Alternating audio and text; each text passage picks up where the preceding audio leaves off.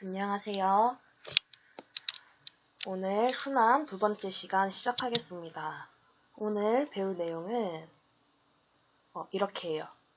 저번 시간에 심장과 혈관에 대해서 배웠죠. 그러면 심장과 혈관을 지나가는 혈액에 대해서 오늘 배워볼 거예요. 그래서 혈액을 관찰하는 실험을 통해서 혈액을 구성하는 성분의 특징에 대해서 배워볼 것이고, 그리고 혈액이 심장을 지나서 그리고 동맥을 타고 이동을 하게 되겠죠. 그리고 정맥을 통해서 또 심장으로 들어온다고 했죠. 그러한 혈액이 순환하는 경로에 대해서 오늘 자세하게 살펴보도록 하겠습니다. 자, 여기 그림에 보면 중간에 심장이 보이죠. 심장. 얘가 심장이죠. 심장이 적혈구야 또 한 바퀴 돌고 와 이러잖아요. 이 말이 적혈구가 심장을 통해서 밖으로 나가죠. 혈관을 통해서 나가면 다시 심장으로 들어온다는 뜻이겠죠. 이렇게 심장에서 나간 적혈구가 돌아오는 까닭은 무엇일까요? 이재근막 쌤이 다 설명을 했죠. 심장은 혈액이 순환할 수 있도록 해주는 애예요. 심장의 근육이 펌핑 수축 이완을 통해서 혈관을 통해서 피가 빠져나가요. 그걸 통해서 우리 온몸으로 이동을 합니다. 그리고 다시 심장으로 들어오게 돼요. 그렇기 때문에 심장에서 나간 적혈구가 다시 돌아올 수 있을 거예요. 오늘은 이렇게 혈액이 순환하는 것에 대해서 한번 배워보도록 하겠습니다. 자, 우선 첫 번째로 혈액이 어떻게 구성되어 있는지에 대해서 한번 볼 거예요. 혈액의 구성. 자, 혈액이 이렇게 혈액을 시험관에 담았어요. 혈액을 시험관에 담고, 자, 혈액을 시험관에 넣었습니다. 이게 뭐냐? 혈액이에요. 혈액. 자, 이러한 혈액을 원심분리를 시켜봅니다. 원심분리. 그러면 두 가지의 물질로 쪼개져요. 두 가지의 물질로 쪼개지는데 위에 있는 것은 액체 성분이에요. 액체 성분. 그리고 밑에 가라앉는 것은 고체 성분이에요. 자, 여기서 액체 성분은 이름이 무엇이냐? 액체 성분은 이름이 혈장이라고 해요. 혈장. 그리고 고체 성분은 혈구예요. 자, 혈장은 우리 혈액의 55% 정도를 차지하고 혈구는 45% 정도를 차지해요. 혈구가 세포예요. 세포. 자, 그러면 혈장은 액체라고 했죠. 혈장은 그래서 90% 이상이 물이에요. 90% 이상이 물. 자, 우리 물의 특징에 대해서 첫 시간에 배웠죠? 첫 시간에 영양소 공부할 때 물은 어떤 역할을 한다고 했죠? 물은 운반의 역할을 한다 했죠? 운반의 역할을 해요. 왜냐하면 물은 물질들을 잘 녹여요. 그 말은 용해성이 높다는 말이에요. 운반의 역할을 하는데 영양분도 운반하고 우리 음식들 소화된 거 영양분도 운반하고 그리고 노폐물도 운반을 하고 이산화탄소 이런 애들도 운반을 합니다. 그리고 물은 또 무슨 특징이 있었지? 물 체온 조절의 역할도 한다 했죠? 물은 체온 조절의 역할도 해요. 그래서 혈장은 이런 기능을 한다. 이렇게 살펴볼 수 있습니다. 그리고 우리가 혈구가 중요해요. 혈구가 중요해요. 혈구는 세 가지로 나눠볼 수 있어요. 혈구는 세 가지로 나눌 수 있습니다. 첫 번째는 적혈구. 우리 적혈구는 많이 들어봤죠? 적혈구. 그리고 두 번째, 백혈구도 많이 들어봤을 거예요. 백혈구. 그 다음 세 번째는 혈소판. 혈소판은 조금 생소할 수 있어요. 자, 우선 적혈구는 우리가 적이 뭐야? 빨간색이라는 뜻이죠? 적은 빨간색. 지금 빨간색이 이렇게 생겼어요. 원반 모양이고 중간이 움푹 파인 모양이에요. 적혈구는. 그리고 적혈구의 특징은 무엇이냐? 적혈구는 핵이 없습니다. 핵이 없고 그리고 적혈구는 헤모글로빈이라는 애가 있어요. 헤모글로빈 적혈구에. 그래서 이 헤모글로빈은 붉은색 색소거든요. 그래서 헤모글로빈 때문에 적혈구가 빨갛게 보이는 거예요. 자, 그래서 이 헤모글로빈에 얘가 햄이거든요. 햄. 이 햄이라는 것은 중간에 철이 있어요. 철. 중간에 철이 있어요. 자, 철은 산소와 잘 만날 수 있고 산소를 잘 분리를 시킬 수도 있어요. 이러한 특징 때문에 헤모글로빈은 산소를 운반하는 역할을 하게 됩니다. 자, 이까지 이해됐나요? 그러면 만약에 적혈구의 수가 적으면 어떻게 될까요? 적혈구의 수가 적으면 우리가 산소 운반을 잘 못하게 되겠죠. 자, 산소가 우리 몸에 계속 순환되면서 산소를 세포에 공급을 해줘야 됩니다. 근데 만약에 산소가 세포에 없어. 그러면 큰일 나요. 이때 병이 무엇이냐? 빈혈이에요, 빈혈. 어지러워지겠죠. 온몸에 산소가 공급이 돼야 되는데 산소가 없으면 어지러운 증상이 생길 거예요. 이 증상을 빈혈이라고 해줍니다. 그리고 고산지대가 높은 지대잖아요. 산꼭대기 이런데 고산지대에 사는 사람들은 위에는 산소가 부족하겠죠. 그죠? 그러면 이 사람들은 적혈구의 수가 매우 많아요. 이것은 진화에 의해서 이 고산지대에 사는 사람들은 적혈구 수가 많게 진화가 되어 왔어요. 자, 이까지 이해되겠죠? 자, 그 다음 백혈구. 적혈구랑 백혈구의 차이점은 얘는 핵이 있어요. 핵이 있고 얘는 모양이 약간 이렇게 좀 불규칙적인 모양이에요. 백혈구마다 모양이 조금 다 달라요. 그리고 얘는 핵이 있다 했으니까 중간에 핵이 있겠죠. 자, 백혈구의 또 역할이 무엇이냐면 우리 몸에 들어오는 세균들을 잡아먹는데 이 작용을 우리가 식균작용이라고 합니다. 자, 식균작용. 이것을 우리 몸을 방어한다 해서 방어작용, 그리고 면역. 이러한 역할을 하는 거예요. 자, 우리 몸에 균을 누가 잡아먹어? 백혈구가 잡아먹어요. 그러면 우리가 염증이 생긴다. 염증이 생긴다는 것은 균이 우리 몸에 들어왔다는 뜻이거든요. 염증이 생겼다는 것은. 그러면 당연히 백혈구 수가 많아지겠죠? 염증이 생겼다는 것은 식균작용을 그만큼 많이 해야 되기 때문에 백혈구 수가 증가하게 됩니다. 이까지 이해됐죠? 자, 그 다음 혈소판. 혈소판은 우리 지금 혈구 중에서 제일 크기가 작아요. 크기가 매우 작습니다. 작고, 그리고 작고. 그리고 핵이 없어요. 그리고 얘가 하는 중요한 역할은 혈액응고입니다. 혈액응고. 자, 혈액을 응고를 못 시키면 어떻게 된다 했죠? 만약에 우리가 상처가 났어. 이렇게 상처가 났어요. 그럼 피가 나겠죠? 피가 철철철철 날 거예요. 근데 만약에 혈액이 굳는다는 거거든요. 근데 만약에 혈액이 안 굳어. 그러면 계속 피가 나올 거예요. 과다출혈이 되겠죠? 그러면 큰일 나요. 죽어요. 그래서 혈소판의 기능도 매우 중요합니다. 자, 그래서 살펴보면 적혈구는 이렇게 붉은색 원반의 모양과 여기 움푹 파인 모양이에요. 그리고 얘는 핵이 없고 그리고 헤모글로빈이 있어서 적혈구가 빨갛게 보입니다. 그리고 헤모글로빈은 산소를 운반하는 역할을 해요. 이 헤모글로빈의 햄이 철이 중간에 있거든요. 이 철은 산소와 잘 결합하고 잘 분리하는 성질 때문에 산소를 운반할 수 있어요. 그 다음 백혈구는 모양이 이렇게 불규칙적인 모양이고 핵이 중간에 있어요. 그리고 백혈구는 균을 잡아먹는 식균작용을 합니다. 식균작용. 그리고 혈소판은 크기가 작고 핵이 없어요. 그리고 혈소판이 하는 역할은 혈액을 응고시켜주는 역할을 합니다. 이까지 이해됐죠? 자, 그러면 지금 배운 내용을 정리해 보도록 할게요. 자, 혈액은 혈구와 엷은 노란색 액체인 뭘로 이루어져 있습니까?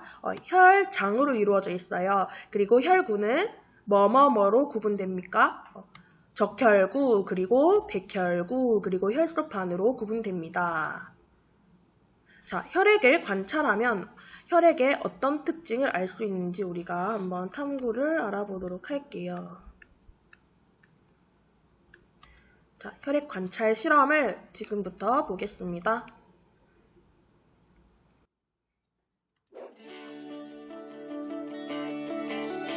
168페이지 펴세요.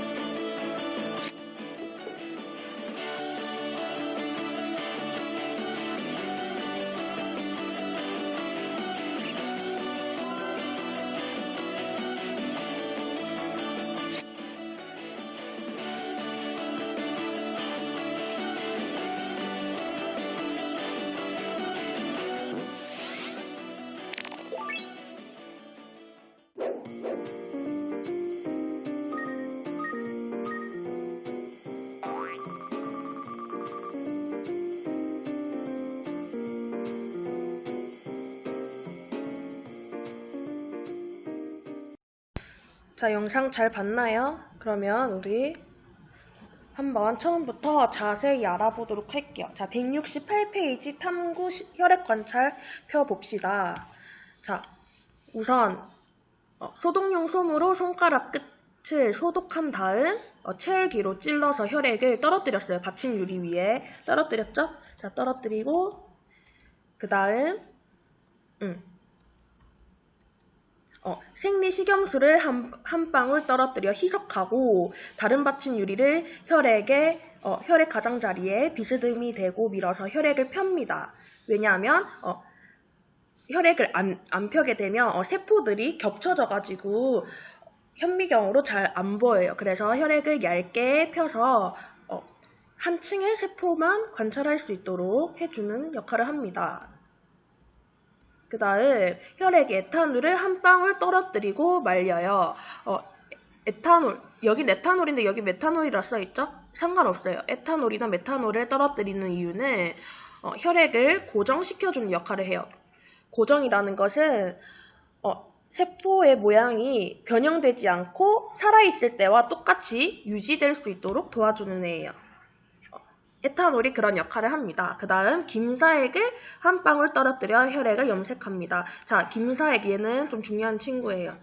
김사액은 여기 보면 혈액을 염색한다고 했어요.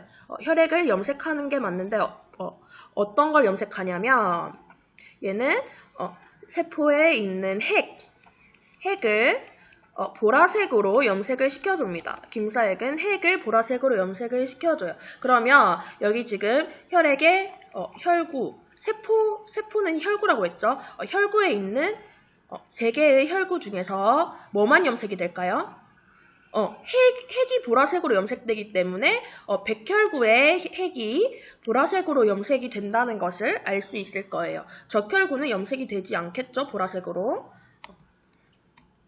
다음, 미리 준비된 혈액 현미경 표본을 현미경으로 관찰하고 결과를 그립니다. 자, 몇 종류의 혈구가 관찰됩니까? 지금 2종류, 적혈구와 백혈구가 관찰이 된다 했어요. 근데 혈구는 혈소판도 있다 했죠. 혈소판이 관찰이 안 되는 이유는 혈소판은 혈구 중에 제일 작다 했어요.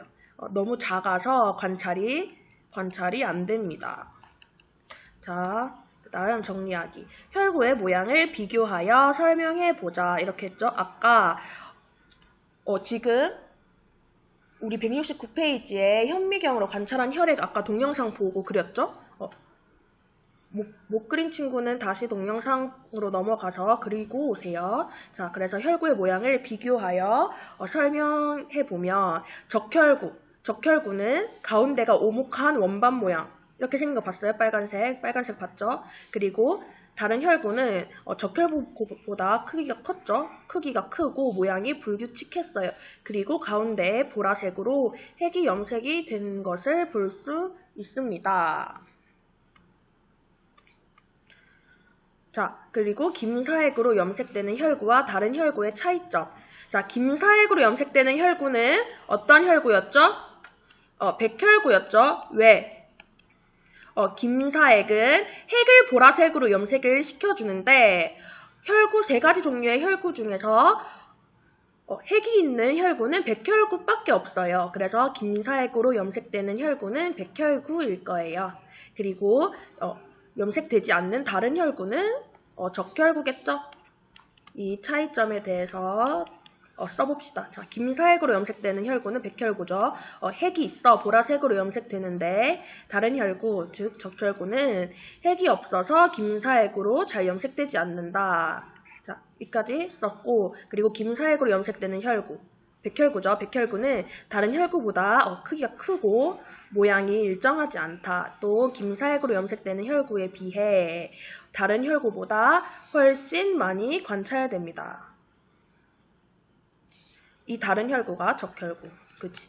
적혈구가 백혈구보다 수가 많아요. 적혈구 수가 백혈구 수보다 많이 관찰이 됩니다.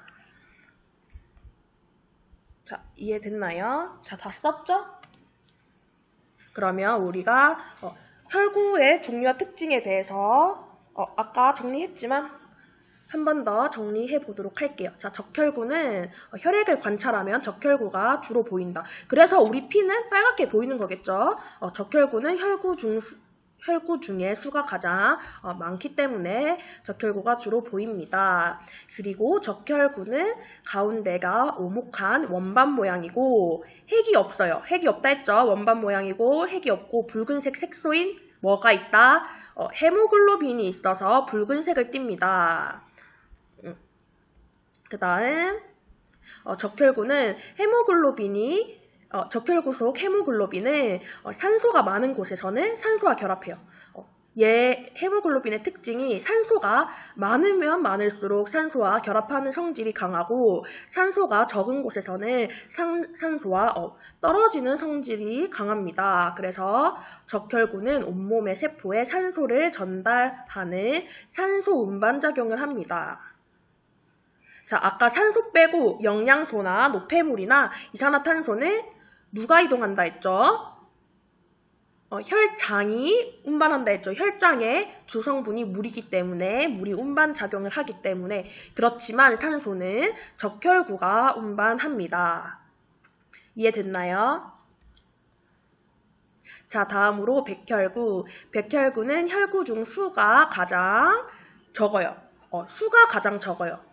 혈소판은 크기가 가장 작은 거고 백혈구는 혈구 중 수가 가장 적습니다. 그리고 혈구 중 크기가 가장 크고 모양이 일정하지 않아요. 자, 이게 백혈구잖아요. 백혈구가 모양이 다 다른 모양이죠. 그리고 백혈구는 뭐가 있어?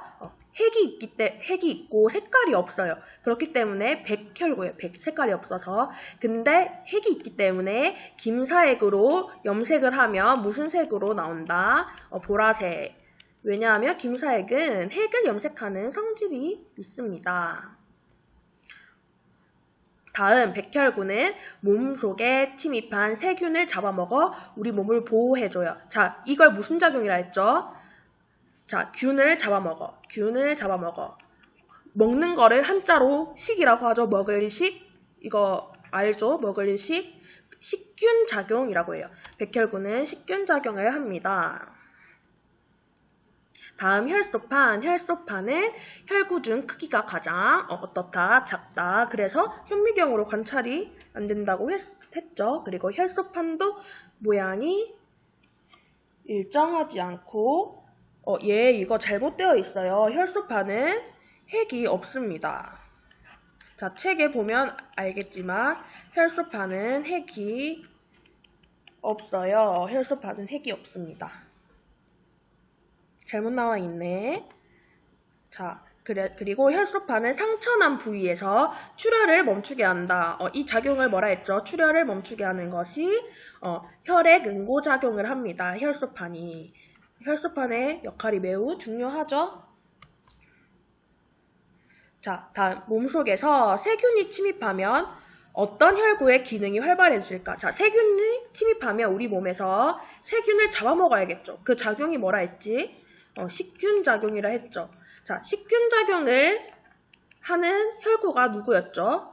백혈구였죠? 자, 기억하죠?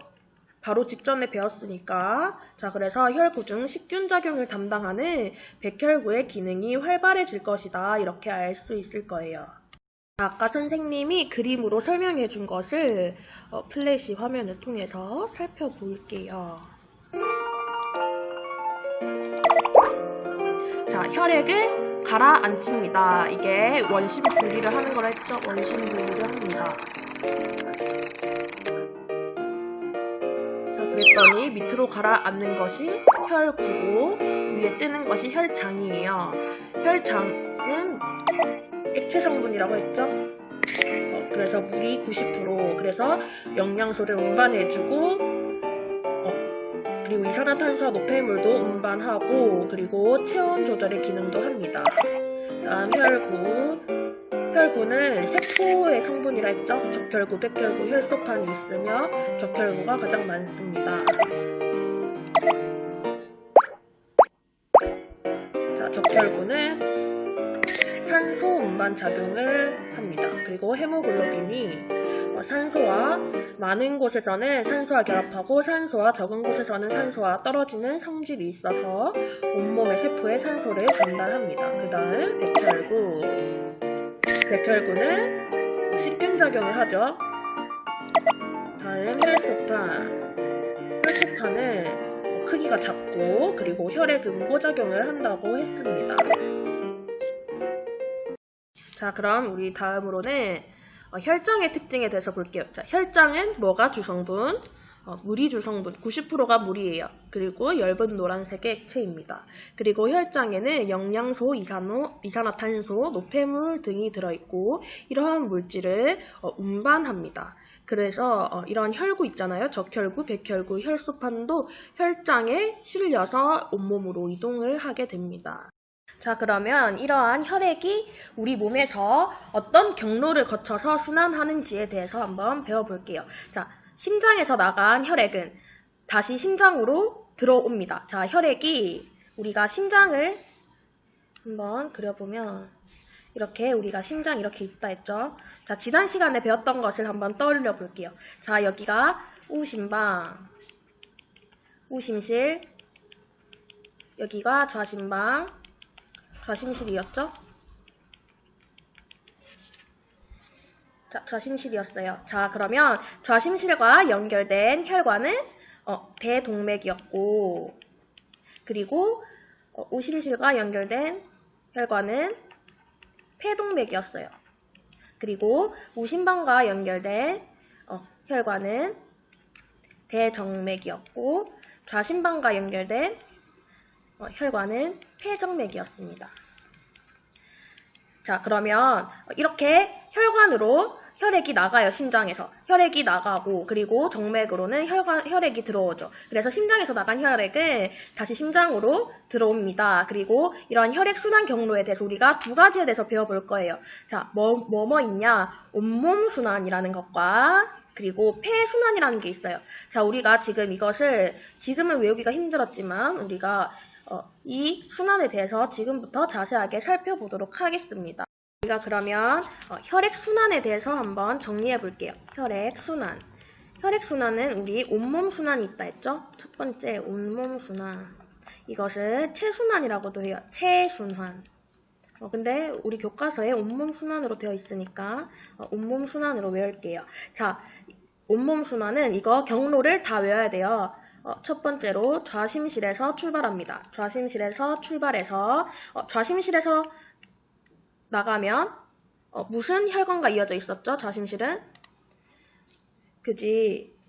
대동맥과 이어져 있었죠? 대동맥. 이거 색깔 중요합니다. 그래서 색깔 구분해서 필기해 주세요. 자, 그 다음 대동맥에서는 이제 온몸 모세혈관으로 가요. 온몸 모세혈관.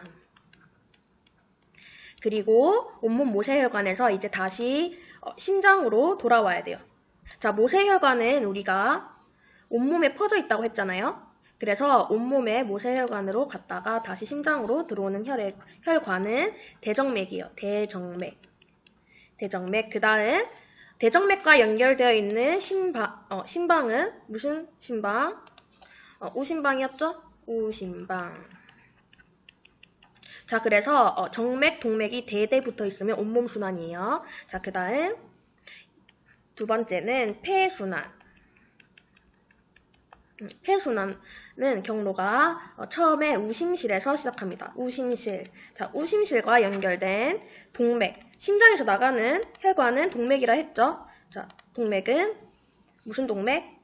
폐동맥입니다. 폐동맥. 그리고 폐동맥에서 폐로 가요. 폐. 얘는 폐로 갑니다. 폐. 그리고 폐에서 다시 심장으로 들어가야겠죠. 심장으로 들어가는 혈관은 정맥이었죠. 정맥 중에서 폐순환이니까 폐정맥이겠죠. 폐정맥. 그리고 폐정맥에서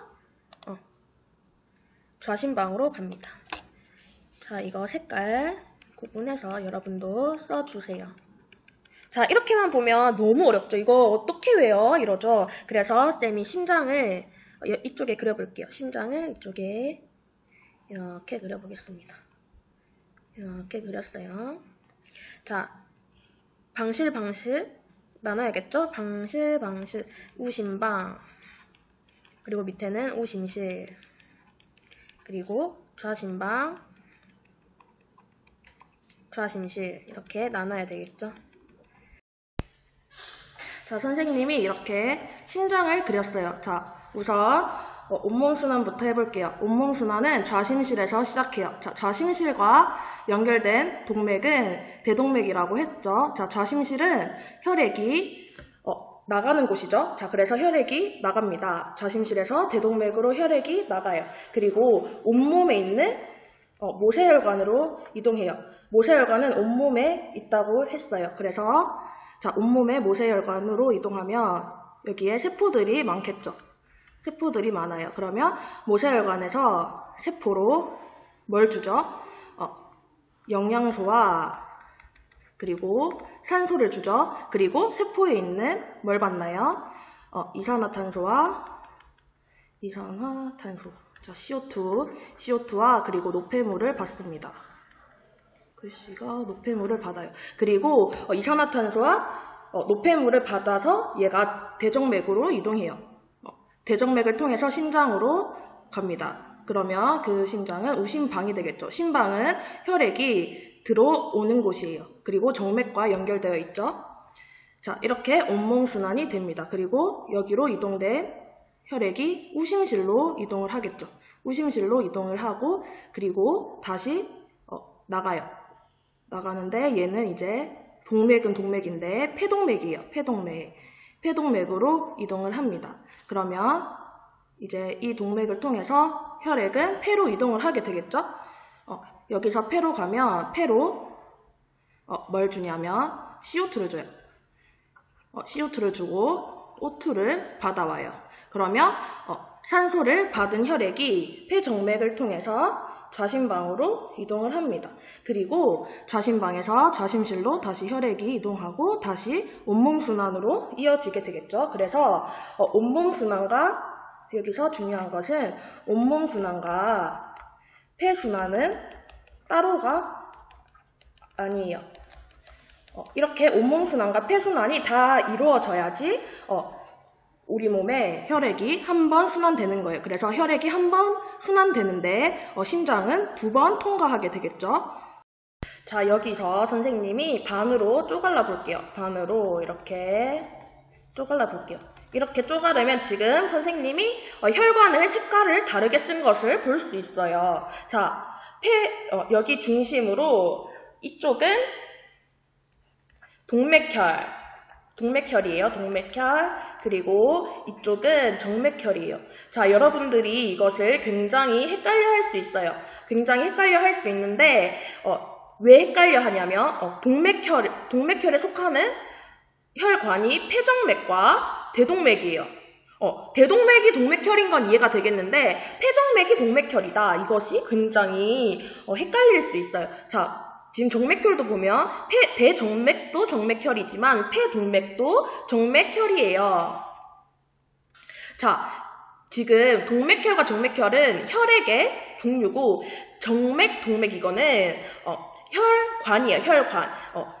정맥은 혈관에서 정맥은 심장으로 들어가는 혈관이고 동맥은 심장에서 나오는 혈관이에요. 그래서 심장에서 들어오냐 심장에서 나가냐에 따라서 정맥, 동맥으로 지금 나뉘어지는 것이고 동맥혈과 정맥혈의 차이는 동맥혈은 산소가 많은 혈액이에요. 그리고 정맥혈은 산소가 적은 혈액입니다. 그래서 산소가 많으니까 약간 선홍색으로 보이겠고 정맥혈은 산소가 적으니까 약간 암적색 이런 식으로 보일 거예요. 자, 그러면 얘가 왜 산소가 많은지 한번 볼게요. 지금 폐에서 지금 산소를 받아서 폐정맥을 통해서 지금 좌심방으로 들어갔죠. 지금 폐에서 산소를 받았어요. 그러니까 당연히 산소가 많겠죠. 산소가 지금 많은 상태입니다. 그리고 지금 좌심방에서 좌심실로 이동하고 다시 좌심실에서 대동맥으로 이동을 합니다. 그러면 당연히 산소가 많은 혈액이 지금 산소를 준 곳이 없죠. 그래서 대동맥도 당연히 산소가 많을 거예요. 그리고 지금 온몸에 있는 모세혈관으로 가서 지금 세포에 산소와 영양소를 주죠. 자, 세포에 산소를 줬어요. 그러니까 산소가 적겠죠. 그리고 이산화탄소를 받았으니까 지금 이 혈액은 산소가 적은 대신에 이산화탄소가 매우 많습니다. 그리고 대정맥을 통해서 우심방으로 갔어요. 그리고 우심방, 우심실 이동해서 폐동맥으로 갔어요. 자, 여기서 산소를 받은 것도 없고 이산화탄소를 준 것도 없죠. 그러니까 당연히 폐동맥은 이산화탄소가 많은 혈액일 거예요. 그리고 폐로 가서 다시 이산화탄소를 주고 산소를 받아서 동맥혈이 되겠죠. 자, 이런 식으로 동맥혈과 정맥혈을 나눌 수 있어요. 그렇기 때문에 자, 이것을 헷갈려 하면 큰일 납니다. 동맥혈에는 폐정맥, 대동맥이 있고 정맥혈에는 폐동맥, 대정맥이 있다. 자, 이렇게 혈액과 혈관은 이렇게 다르다는 것을 구분을 할 수 있겠죠? 자, 그래서 선생님이 이것도 구분해놨어요. 지금 대동맥과 폐정맥은 빨간색으로 썼죠. 빨간색으로 쓴 것은 산소가 많은 혈액, 동맥혈이 지나가는 곳이고, 그리고 파란색은 산소가 적고 이산화탄소가 많은 혈액인 정맥혈이 지나가는 혈관입니다. 자, 이해됐나요? 그래서 자, 외워줘야 돼. 이거 무조건 외워줘야 돼요. 그림을 통해서 이해는 하지만 여러분들이 외워줘야 됩니다. 이 그림 자체를 외워줘야 돼요. 그래서 온몸순환은 좌심실, 대동맥, 모세혈관, 대정맥, 우심방, 그리고 폐순환은 우심실, 폐동맥, 폐정맥, 좌심방, 이 순서로 외워주도록 합시다. 자, 그러면 이 내용을 다시 볼게요. 온몸 순환 경로 어떻게 썼죠? 좌심실, 그리고 대동맥, 온몸, 대정맥, 우심방.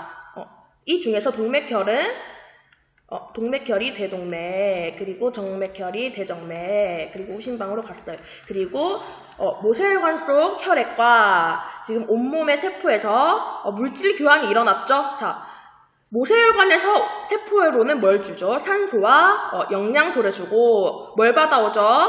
이산화탄소와 노폐물을 받아오죠. 그래서 온몸 순환을 마친 혈액. 자, 온몸 순환을 여기서 마치죠. 그리고 대정맥으로 가죠. 마치면 뭐가 부족해? 산소가 부족하고 이산화탄소가 많은 상태가 되겠죠. 이 상태가 정맥혈이죠. 정맥혈. 그래서 폐순환으로 산소를 다시 얻으러 가야겠죠. 심장을 거쳐서 폐로 가야겠죠. 자, 그 다음 무슨 경로? 폐순환 경로죠. 자, 폐순환 경로는 우심실, 폐동맥, 폐정맥, 좌심방. 자, 그러면, 폐의 모세혈관 속 혈액과 폐 사이에서는, 얘는 이산화탄소를 폐한테 주고, 우리 몸에 필요한 산소를 받아오죠. 폐에 있는 모세혈관 속에서 받아오는 거죠. 그래서 폐순환을 마친 혈액은 뭐가 많은 상태가 된다? 산소가 많은 상태가 돼서 이것을 다시 온몸 순환을 통해서 세포에 산소를 공급할 수 있게 됩니다. 자, 선생님이 그림 그린 게 여기 심장 모형으로 다 나와 있어요. 이걸 통해서 다시 볼까요? 자, 먼저 온몸 순환은 좌심실에서 출발하죠. 자, 좌심실 지금 갔어. 좌심실에서 지금 어디로 가고 있지? 대동맥이죠. 여기 대동맥은 산소가 많은 동맥혈이다. 자, 그래서 온몸의 모세혈관으로 갔어요. 그리고 지금 우리 몸의 세포에 지금 산소와 영양소를 공급하고 이산화탄소 노폐물을 받아왔죠. 그래서 우리가 대정맥은 산소가 적은 혈액, 대정맥으로 이동해서 우심방으로 갔죠. 그래서 이 우심방으로 간 혈액이 다시 우심실, 그리고 폐동맥은 당연히 그러니까 산소가 적고 이산화탄소가 많은 혈액이겠죠. 그래서 폐로 가서 이산화탄소를 주고 산소를 받아옵니다. 그래서 폐정맥으로 통과해서 다시 좌심방으로 가요. 자, 그래서 폐정맥은 산소가 많은 상태, 산소를 공급해 왔어요. 자, 이 공급해온 산소를 다시 온몸의 모세혈관으로 다시 줘서 우리 몸의 세포와 교환을 할 수 있도록 해줘야 됩니다. 그래서 여기 보세요. 지금 빨간색 혈관은 다 동맥혈.